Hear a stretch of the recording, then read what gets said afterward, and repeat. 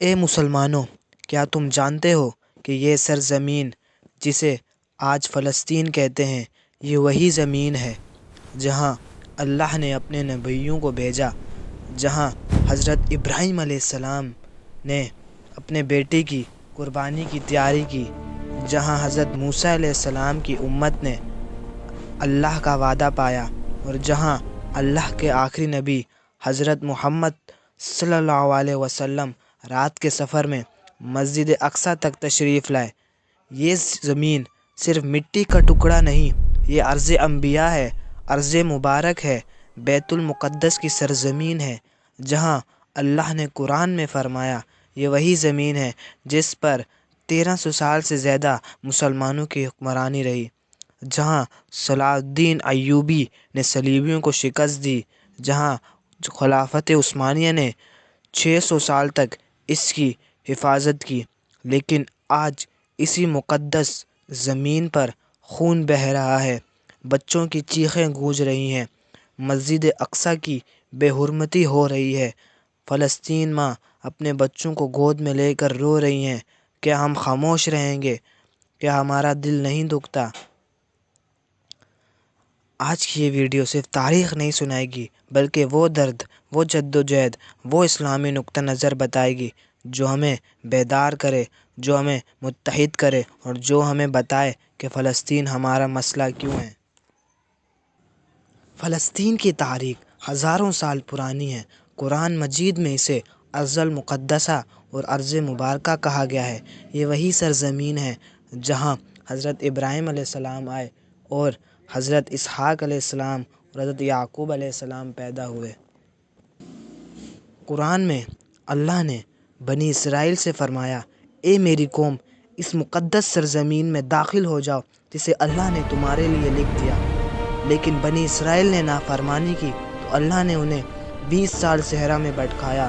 پھر حضرت یوشع بن نون علیہ السلام نے اس سرزمین کو فتح کیا۔ اس کے بعد حضرت داؤد اور حضرت سلیمان علیہ السلام کا دور آیا۔ انہوں نے بیت المقدس میں ہیکل سلیمانی تعمیر کیا جو عبادت گاہ تھی۔ اس کے بعد تقریباً 1800 سال تک یہودی کی سرزمین پر کوئی حکمرانی نہ رہی۔ یہ سرزمین عربوں، کنائیوں اور فلسطینیوں کی رہی۔ جو عرب قبائل تھے، یہاں امن تھا، یہاں زندگی تھی، یہاں اللہ کی عبادت ہوتی تھی۔ پھر ان سب کچھ کے بعد حضرت عمر فاروق رضی اللہ تعالیٰ عنہ کا دور آیا۔ اسلامی فوج بیت المقدس پہنچی۔ عیسائیوں نے خود حضرت عمر علیہ السلام سے معاہدہ کیا، ہمیں حفاظت دو۔ حضرت عمر رضی اللہ تعالیٰ عنہ نے مسجد اقصیٰ کی صفائی کی، جھاڑو لگایا اور وہیں پہلی نماز پڑھی۔ اس دن فلسطین دارالاسلام بن گیا۔ پھر اموی، عباسی، فاطمی، مملوک، عثمانی سلطنت 1300 سال تک مسلمانوں کی حکمرانی رہی۔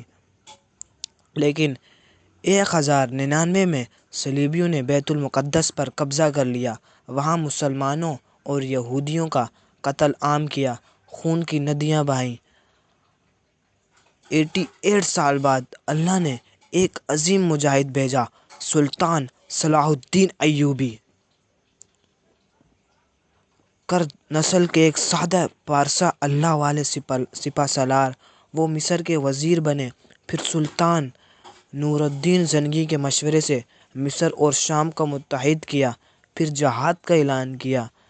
1186 حطین کی تاریخی جنگ میں صلاح الدین ایوبی نے صلیبیوں کو پانی کے چشمے بند کر دیے، انہیں گھیر لیا۔ ایک ہی دن میں 20,000 صلیبی فوج تباہ ہوئی۔ صلیبی بادشاہ لوسی گن گرفتار ہوئے۔ صلیبیوں نے 12 دن مزاحمت کی، پھر ہتھیار ڈال دیے۔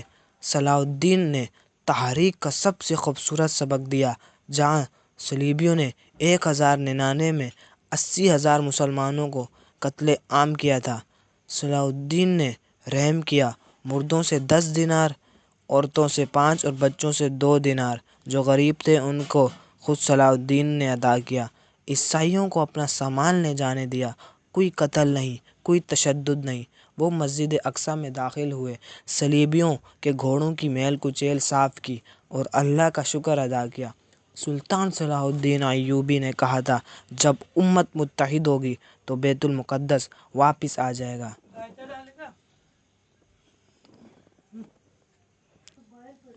عثمانی سلطنت نے 1817 سے فلسطین کو امن دیا۔ مسلمان، عیسائی، یہودی سب امن سے رہے، لیکن 19ویں صدی کے آخر میں یورپ میں صہیونی تحریک اٹھی۔ تھیوڈور ہرزل نے یہودیوں کے لیے ایک الگ راستہ کا خواب دیکھا۔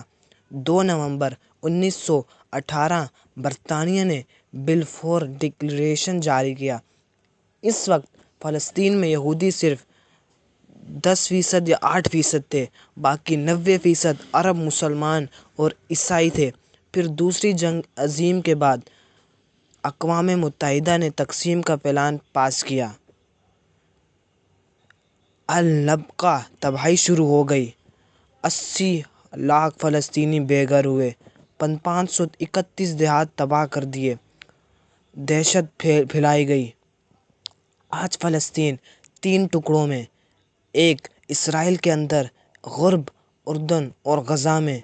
مسجد اقصیٰ پر روزانہ حملے، فلسطینی مزاحمت زندہ ہے۔ اے مسلمانوں، فلسطین ہمارا درد ہے، ہماری ذمہ داری ہے، ہماری عزت ہے۔ اللہ ہمیں فلسطین آزاد دیکھنے کی توفیق دے۔ فلسطین بھائیوں کو صبر عطا فرمائے، شہداء کو جنت الفردوس میں اعلیٰ مقام دے۔ اگر یہ ڈاکیومنٹری دل تک پہنچی تو لائک کرو، شیئر کرو، سبسکرائب کرو اور کمنٹ میں ضرور لکھو، فلسطین آزاد ہوگا انشاءاللہ۔